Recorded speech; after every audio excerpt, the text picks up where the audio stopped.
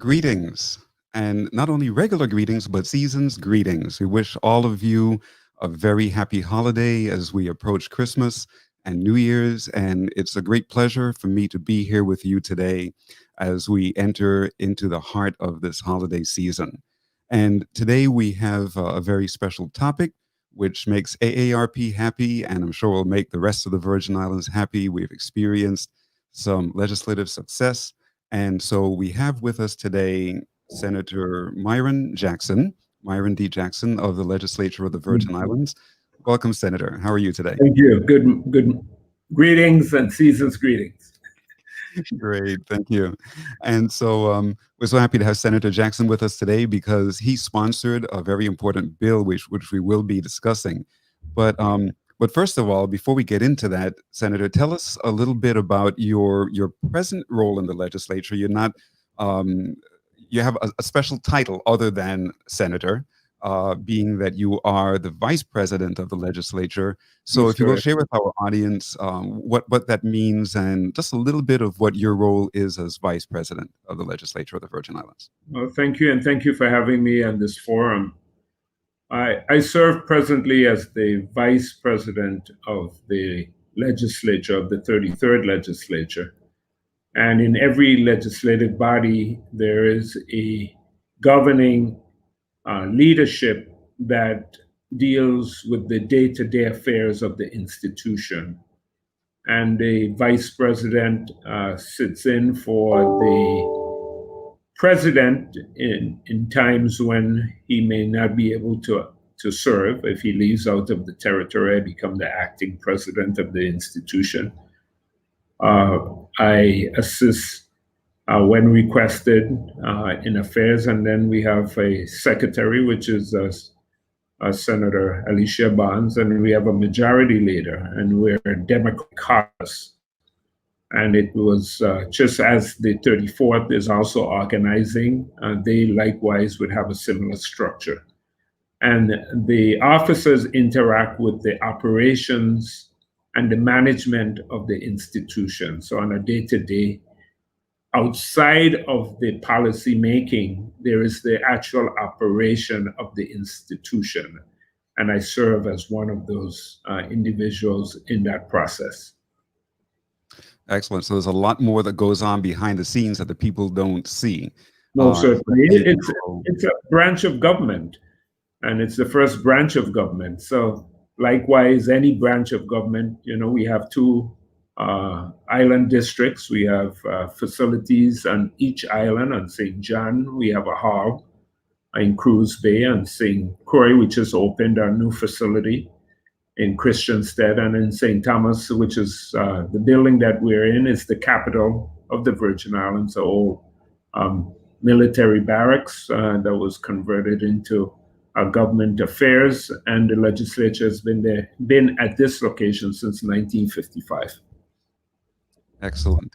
And also you wear another hat that's of particular interest to AARP and to our members, and that is you're chair of the Committee on Culture, Historic Preservation, and Aging. I understand that you developed that committee. Am I correct in my understanding? Can you tell us a little bit about that? Yes. And thank you for the question. When we reorganized the legislature, I felt very strongly that aging needed to be emphasized and not be in the footnotes of a heading of a committee. And I requested that it be tagged to the Committee on Culture and Historic Preservation, and it would be aging. And I gave it a lot of thoughts because, the people say, well, historic preservation and culture and aging. But if you really think about it, it really is all interconnected. We have historic preservation, which speaks to the antiquities and the material culture of the society, and its the various aspects of its antiquities, whether it be the built environment, sacred sites, historic towns, sites of memory, and the like. And then you have the cultural aspect, which is the material culture. And then you have aging, and our elders are so tied in our culture to this whole process that I thought it was a good marriage. Whether the aging is inherited by the next Committee on Culture and Historic Preservation is to be seen, but I felt very strongly that during my tenure that I would like to see an emphasis on the aging population and advocacy for it. That's fantastic. I'm so happy you have done that. And at the same time, I'm so sad that you're not going to be in the legislature anymore. You decided not to run again. And so Yeah. you'll be leaving next year, but you've been a real champion of historical preservation and an incredible champion of the older population and a great friend of AARP. So we publicly thank you on behalf Thank of AARP for being a friend of AARP, an advocate for the older population, for all the great work you've done, and now you're leaving with a bang, because one of your last great bills all has to do with aging and the Commission on Aging. And as a little bit of a background, before I turn it over to you to tell us some of the details about the bill, every state across the country and pretty much every municipality within each state has a Commission on Aging. The Virgin Islands was pretty much the only state or territory without a functioning Commission on Aging. It existed in the VI code, but it was not active, and there were some problems with the previous legislation. So AARP took a closer look, and we contacted you, and you joined forces with us, and sponsored, championed this bill to amend and reinstitute the Commission on Aging. So can you give us just a little overview of that bill, some of the important features of it? What will the Commission on Aging look like once we get it established, and so forth? Surely. The bill that you make reference to was most recently passed last week in our session, the session of the 33rd legislature. It's bill number 330367. It's an act amending Title III of the Virgin Islands Code, Chapter 1, Section 27F, to change the composition of the Commission on Aging and its duties and for other related purposes. It basically cleans up the act that presently is in the code and changes the composition of the membership of it. And it has in the bill 4 commissioners or their respective designees from the following government departments whose terms are commensurate with the governor under whom they serve. For example, those departments that will serve on the commission is the Department of Human Services, the Department of Health, the Virgin Islands Police Department, the Department of Justice, and the Department of Sports, Parks, and Recreation. Someone said, well, sports, parks, and recreation. Yes. During my tenure, I passed legislation for a sports policy, which includes wellness and all aspects of it, whether it's going to the beach, walking, running, passive and active recreation, in addition to sports and the advancement of it. The executive director of the Virgin Islands Housing Authority or a designee will also serve as long as that person holds the position. There are 6 representatives who are appointed by the governor from community organizations, with 3 of the representatives from the St. Croix district and the other 3 from the St. Thomas, St. John district, with a minimum of 1 representative in the district from St. John who will serve a term of 3 years or longer as determined by the Commission's bylaws. The director of the American Association of Retired Persons, AARP, or designee, who shall serve for as long as the person holds that position. 1 representative from the legislature of the Virgin Islands appointed by the president of the legislature, whose term will be with that of the president of the legislature who appointed him. So we have a life of 2 years here at the legislature. The composition of the commission, representatives from the community appointed by the governor must be diversified to reflect aging, social, economic, and ethnic diversity within the territory, with individuals across the age category reflecting the citizens 50 years of age and older. The commission, well, I'm getting in now to the function of the commission, but Mhm. I hope that responds to your question. If you want me to continue, I will. Yeah, please continue. Talk about the function of the commission, and then there are some other comments I have to add to that from AARP's perspective. So please do proceed. Okay, very well. The commission shall elect its own chairperson from among the membership, and the chairperson must alternate biannually between the districts. So we have two districts, and in some cases you may have a president that comes out of the district for more than one term. So it changes. Um, the commission may appoint persons to fill any of the 6 seats reserved for the community organizations if a seat is vacated before the term expires as determined by the bylaws. So one of the first tasks would be for them to create the bylaws to which they shall govern themselves. The bill also goes on to explain in section 2, which is added, which expands the activities of the and function of the commission. They are to study, investigate, plan, and promote a program to meet the present and future needs of the aging citizens of the territory, receive the cooperation of other territorial departments and agencies that are tasked to coordinate programs for the aging population, identify services targeted to the most vulnerable population, including meals, transportation, housing, long-term care, lead advocacy efforts designed to keep the aging citizens safe from fraud, abuse, and other harms. It also goes on to state that it represent or should represent the 8 uh, domains of livability as established by the World Health Organization's global network of age-friendly cities and communities, and the AARP network age-friendly states and communities, which are outdoor spaces and buildings, transportation, housing, social participation, respect and social inclusion, civic participation and employment, communications and information and community support and health services.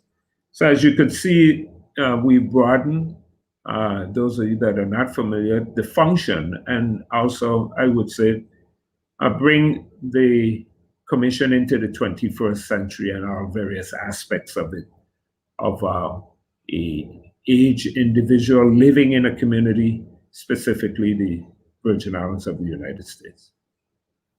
That's wonderful. Thank you for that detailed overview. And from AARP's perspective, we have here on St. Croix and even in St. Thomas storefront office, so it's easy for people to come to our office, to ring the doorbell, to enter and communicate with us.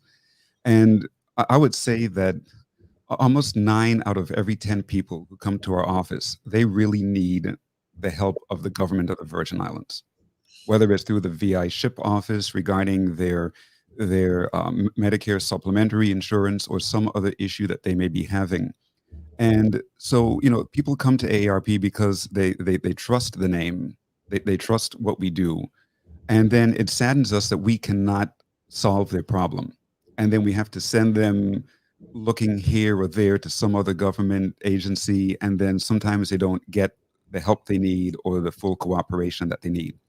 Yes, So we see this Commission on Aging as a way of bringing together all of these government agencies that you just mentioned, and that are in the bill, as well as the fact that this will be organized as part of the office of the governor. So the executive director, who will be hired by the governor of the Virgin Islands, will also report to the governor of the Virgin Islands. That executive director of the Commission on Aging will always have the governor's ears. yes, Furthermore, here it's amazing how here in this little community we have so many people and organizations and departments that work in silos, as I call it. True. Everybody's doing great work.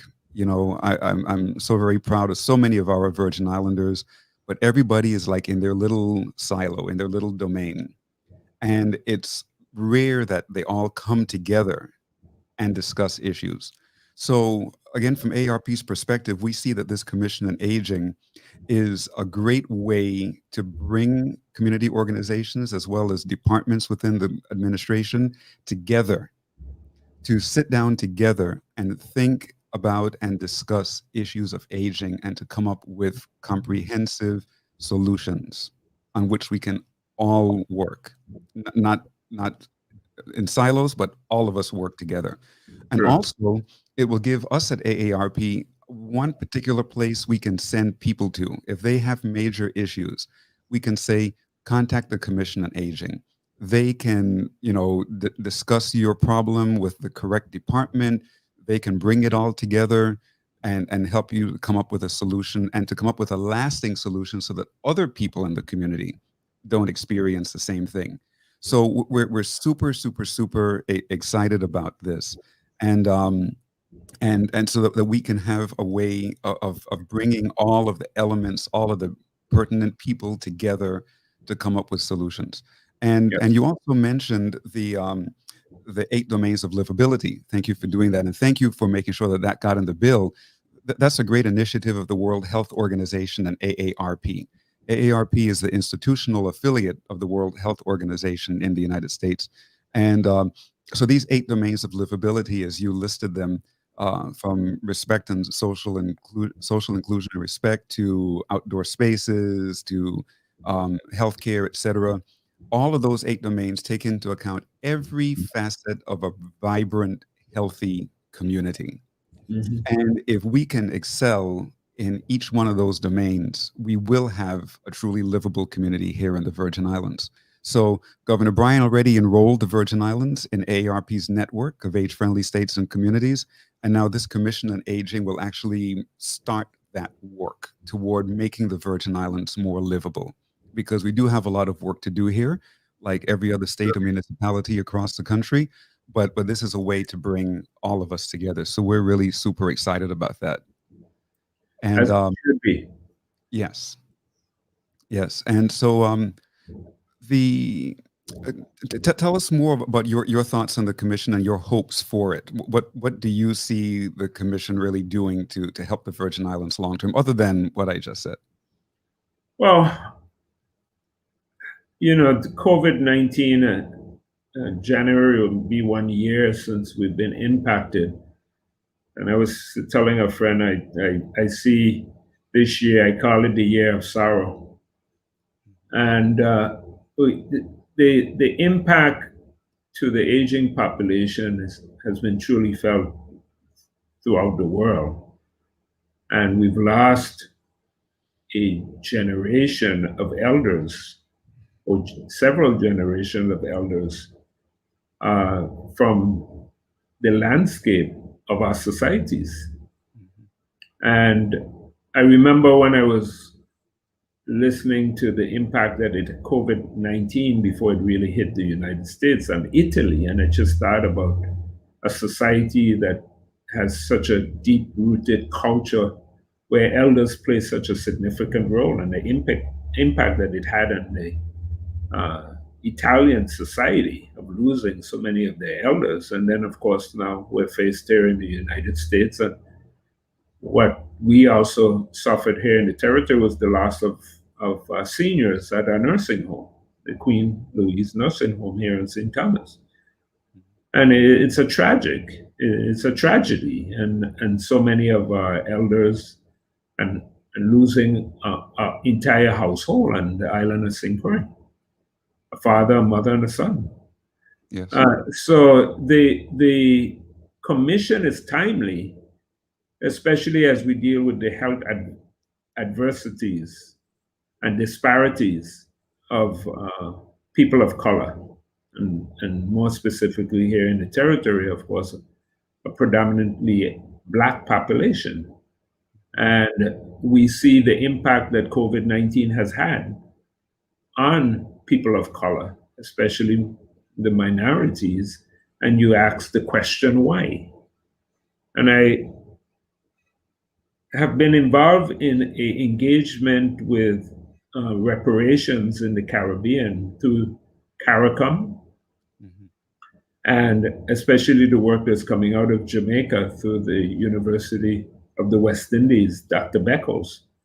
And one of the areas that they have always talked about is health disparities and how through our history, from enslavement to post-emancipation and the disparities of economic and the issues relating to social justice and the like, that people of color have had to really, they have been underserved, especially as it relates to health. Yep. And when we talk about diet and we talk about the work habit and the exploitations of people of color, and they're the lower wage, usually in the lower echelon of salaries and wages throughout various parts of the world. And what does that mean? It means that you can't afford health care. And it means that you make choices whether you're going to go to the doctor, or you're going to put food at the table, or you're going to buy your medication, or you're going to pay the phone bill, or buy gas. And I see that the commission can play a very significant role. We had disparities prior to COVID-19 in reference to healthcare in this territory, and they've been 5 times magnified or more. I would probably say 10 in reference to COVID-19 and the challenges. And now we're talking about mass vaccination of the age population and the implications of that, and the economic forecasts and the impact that the COVID-19 has had on our economies, which has been devastating. Yeah. And to the age population, I mean, we've seen increases in food lines, tremendous food lines throughout the United States. I don't think most Americans would have ever dreamed to see the kind of food lines and the variety across the line of incomes. And people have lost their wealth as well. So it's right across the board, in terms of the impact that this has had. And like here in the territory, the organizations have played a significant role in the distribution of food here in the territory, especially in the early aspects of COVID-19, of having public food distribution. And up to about a week ago, there was food distribution here in the territory, in each island district, if I'm not mistaken, in that regards. But what we see in the United States, I mean, we are blessed, because even though we are suffering here in the territory due to the impact that it has had on our industries, especially our tourism industry, for the most part, we do not have the severity, and our environment allows us to basically live a relatively good life without the impact of the changing seasons. And that, you won't be, even if you had to live out in the streets, you could always find some place to shelter. That's not the same in the United States, especially in the colder states or the winter states.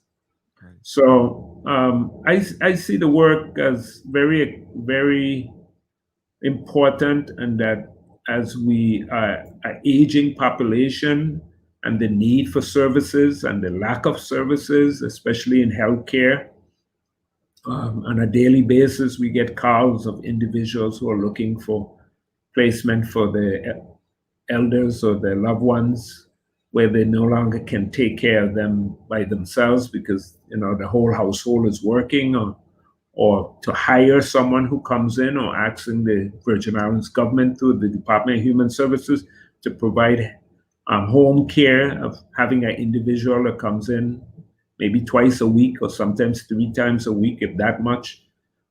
We have a lot of work to do. A lot, a lot. As I'm sitting here listening to you, it's an interesting mix of emotions. At one time, I feel almost burdened, thinking, "Wow, we have a lot to do." But at the same time, I feel so very encouraged. That now we have a new tool, a new mechanism through which we can get this work done, or at least it'll soon be Yeah, once it's signed into law. yeah, This commission on aging, and yeah. unfortunately, like I said, you're leaving the legislature, but you're still going to be a resident of the Virgin Islands, and I'm sure that you're still going to be involved in the community and Most helping so certainly. many people in need. Most certainly. Yes. Yeah, And I just wanted to add, the discussion about the government retirement system is also tied to the work that the commission also has to do, because you have to be an active voice. The impact to the government retirement system is an age population that you serve, and the sure. quality of life of those retirees and that have given 35, 40 years, 50 years plus to government service, and that likewise that they would have a decent retirement. And then the issue of Social Security in the United States, and a Republican move to change or possibly change the structure of the Social Security is most alarming and most concerning. Yes. So there again, the commission can play a significant role as advocates on behalf of the people of this territory. Precisely. I look forward to that work, and I'm so happy that AARP has a permanent seat in that commission. And so now, in the last minute and a half, as we discussed before, it has passed through the legislature unanimously, gone through two committees, gone through the full body. Even other senators have signed on to it, but now it's on to the governor. So, Yeah. and we wrap up. Tell the people, how can they continue to advocate for this bill to make Um, sure. it's as you stated, and I stated earlier, it's passed the Senate, so it's on its way to Government House. Just encourage the office of the governor to support it, and I don't have any doubt in my mind that the governor will sign on this. So it's I don't think we have a problem in that area. However, I do believe that to advocate that the executive branch make sure it's supportive to the function, and to make sure those appointments are timely done is where the advocacy should be focused. Excellent. Yes. And AARP, we will be at the forefront of that advocacy, and we'll be rallying all of our members. We have close to 22,000 members here in the Virgin Islands, believe it or not. That's a huge segment of the population. And so we will be rallying the troops to make sure that that this all goes Yeah. well, and that the commission does great work for the people of the Virgin Islands. Well, Senator Jackson, we've come to the end of our show. It's such a pleasure having you with us.